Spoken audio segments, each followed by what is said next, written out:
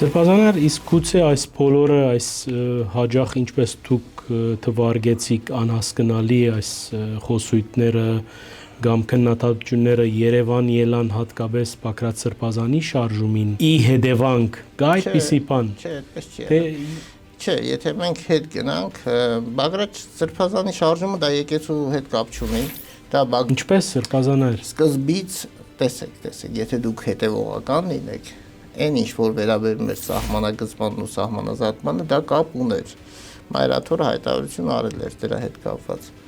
Բայց Դավուշի դեպքերը նկատի ունի։ Բայց հետո Բագրատ Սրբազանը փոխեց օրակարգը։ Այդ պահից սկսած դա կապ չուներ հայ եկեղեցու։ Արդեն այդտեղ խզում կար։ Այո, իհարկե խզում կար։ Այսինքն Բագրատ Սրբազանի քաղաքական հայտարարությունները Մայրաթորի գողմե հովանավորված չէին։ Ոչ։ Այսինքն ես կարծում եմ դա հասկանալ է եղել։ Մայրաթորը իր ասելիքը միշտ ասել է։ Պետք չի անհատ հոգևորականների